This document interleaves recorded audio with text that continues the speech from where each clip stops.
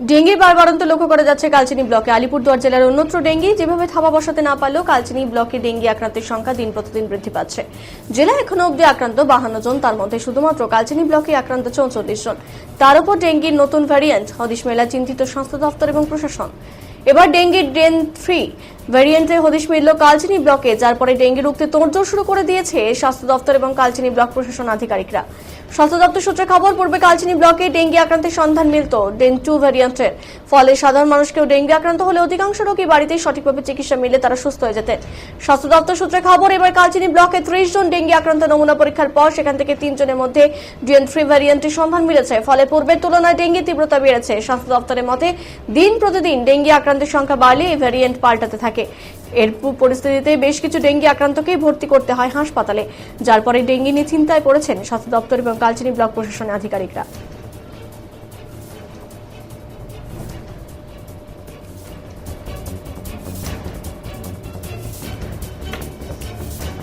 বর্তমানে কতজন ডেঙ্গি আক্রান্ত রয়েছে স্যার? আমাদের ব্লকে 44 জনের মতো আক্রান্ত হয়েছে। স্যার আলিপুরের মধ্যে তো এখানেই বেশি, তো কি একটু চিন্তায় কি আছেন স্যার?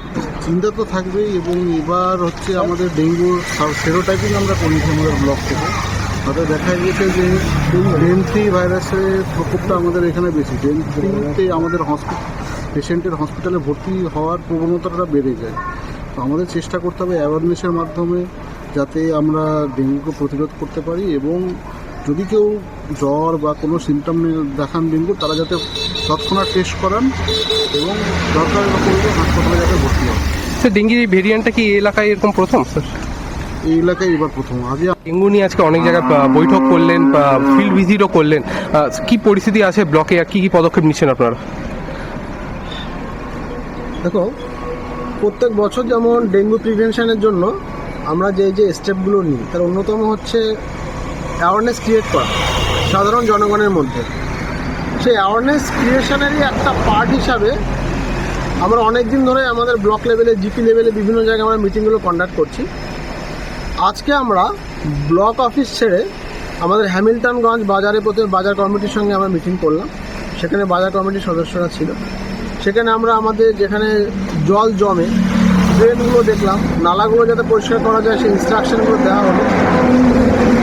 তারপরে আমরা আজকে এলাম ওল্ড হাসিমারা বাজারে, সেখানে বাজার কমিটির সঙ্গে মিটিং করলাম, সেম ইনস্ট্রাকশন দিলাম। জিপির প্রতিনিধি ছিল, মেম্বাররাও ছিল, বাজার কমিটি ছিল। সেখানে বিভিন্ন ড্রেনগুলো দেখলাম, মাংসের দোকানগুলো দেখলাম, মাছের বাজারগুলো আমরা দেখলাম, যাতে কোথাও কোনো জল জমা না থাকে, যেখানে ডেঙ্গুর মশার লার্ভাটা ব্রিডিং গ্রাউন্ড হিসেবে কাজ করতে না পারে, সেই প্রচেষ্টা আমাদের পক্ষ থেকে রয়েছে। তারপর আমরা এসেছি ওল্ড হাসিমারা বাজার, নিউ হাসিমারা বাজার, এইভাবে কিন্তু আমরা আমাদের ব্লকের প্রত্যেকটা জায়গায় আমরা কভার করব।